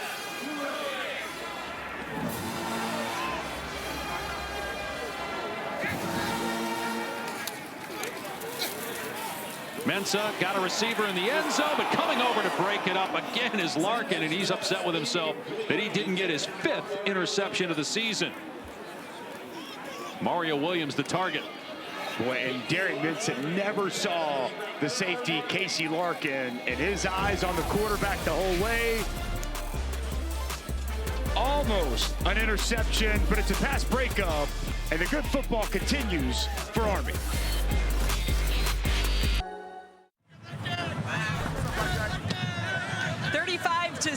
Army leads here at West Point. No one happier about the score than all the cadets behind me. Now in the first row, you will see 36 of them dressed in costumes. Turns out there are 36 different groups amongst the cadets, and each one of them has a mascot, and so they're the ones leading the charges down here. 36 companies all have mascots, Dave. Who knew? It was great seeing it. I did not know that. And then you see him before the game, they all ran onto the field together, and you're like, is this really going on at Army? Just like that sword. Guy had impressive. Mensah, oh, he gets hammered, and he still completes the pass to Mario Williams. Close to a first down. Caleb Fortner on a tight wrap. Big shot on Mensah as he delivers that pass. Just in front of the first down yardage.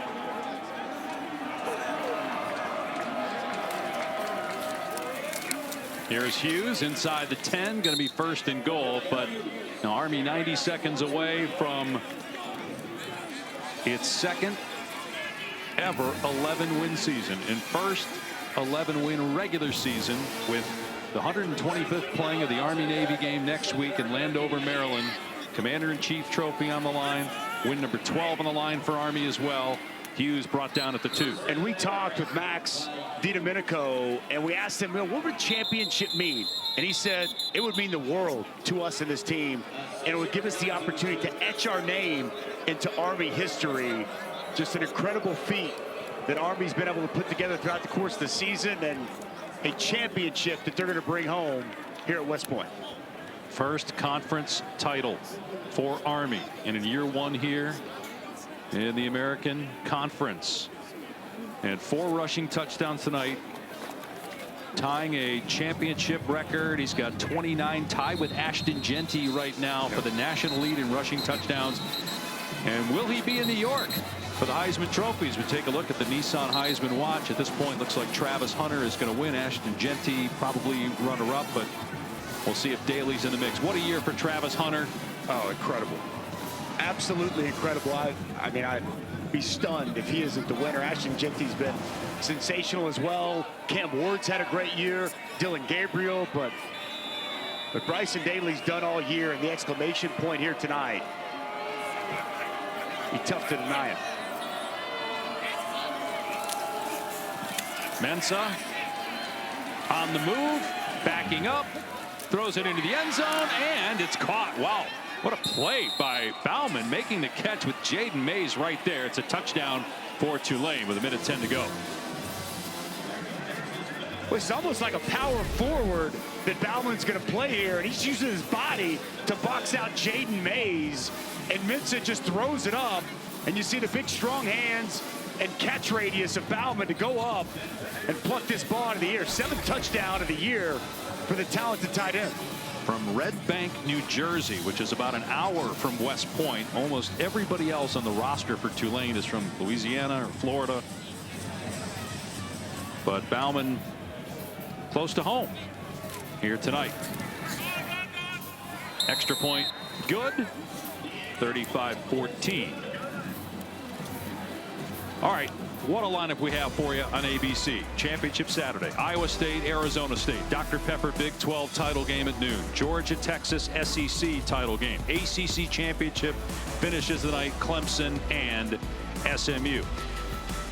And it all starts with College Game Day from Atlanta, as we will carry Georgia, Texas, the SEC title game, but starts with Reese and Company, 9 Eastern on ESPN. What a day, what a year for Game Day. Coach Saban being a part of that, it's been absolutely tremendous all season. Star-studded lineup tomorrow. I haven't heard you on the Big 12. You live in that Tempe area. We had the Sun Devils and Iowa State this year. Who do you like in that one? Arizona State. It's been just an incredible storybook year, and I think the Sun Devils finish it off with the win tomorrow, and they're in the playoff. Scadaboo's been great. Them losing Jordan Tyson can be tough to overcome. Tulane trying onside kick, recovered by Army, but it just doesn't seem to matter who goes down for Arizona State or who's not available, because they've overcome it all. Their quarterback missed a game. They did lose that game but against Cincinnati, but still here they are in the Big 12 title game. Remarkable season. Again, I think that game could go either way with Tyson out. I give a slight lean to Iowa State. Boise State right now is still trying to lock up a victory over UNLV to punch their ticket. I know you think that Boise is going to get that bye. Look, I'm not saying necessarily I think that they should, but I think given the fact that they're at 10, UNLV is a top 20 team by the committee. I just don't see how Arizona State or Iowa State will be able to make up the ground. So one more knee for Army. You know what I'm saying? Like, this will be it. Just from a math perspective, it would be. Well, Ward Manuel's basically said where you are right now, there's not going to be a lot of movement, except for if obviously you're Clemson and you win your championship, you get in and you get the bye. Again, all more reason to be on the edge of your seat all day tomorrow and Sunday when it's selection time. What a great year it's been with the expansion of the playoff. More games have mattered, more teams have been relevant, and we're just getting started. Home playoff games coming, and what a championship victory here today at West Point for this Army football team. Really puts an exclamation point on one of the best seasons in program history.